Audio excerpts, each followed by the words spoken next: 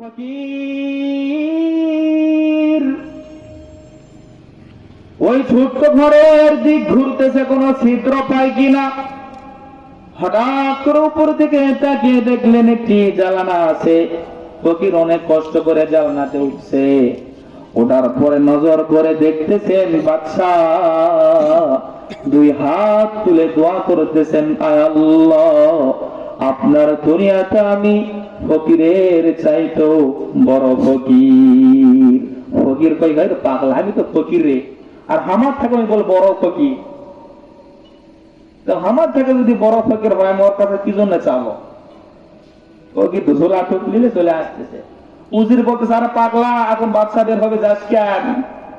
ফকির বলতেছে, কি বলবো, আমি তো খালি ফকির, ওই ফকিরের চাইতে বড় ফকির, আমি ওর কাছে চাই করবো কি? আমি এই জন্য চলে যাইতেছি। উজির সবাই ধরছে, এত বড় সাহস, বাদশার নাই বদনাম, বাদশা বের হোক। বাদশা বের হয়েছে, কি হয়েছে বলো তো দেখি। বলে চাল নিতে আসছে, জানলা দিয়ে আপনাকে দেখছে, দেখার পরে চলে যাইতেছে। আমি বললাম তুমি চলে যাও কেন? সে বলতেছে, আমি ফকিরের চাইতো বড় ফকিরের কাছে কিছু আমি চাইবো না। বাদশা বলে, এই কথা তুমি কি জন্য বললা?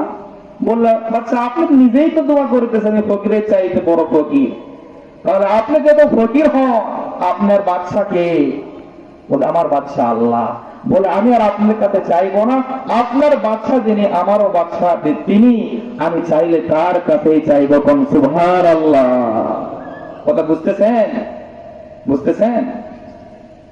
আল্লাহ তাআলা আমাদের সবাইকে বুঝার মতন, জানার মতন শক্তি তৌফিক দান করুন। বলেন আল্লাহুম্মা আমিন।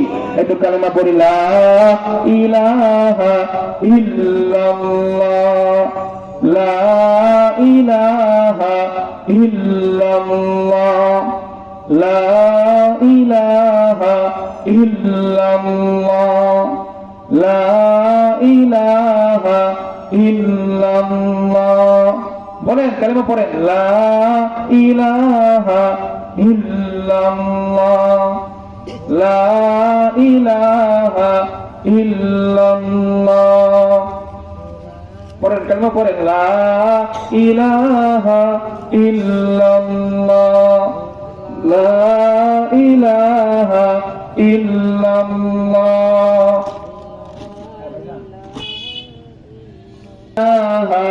ইল্লাল্লাহ। সবাই কালিমা পড়ি, লা ইলাহা ইল্লাল্লাহ, লা ইলাহা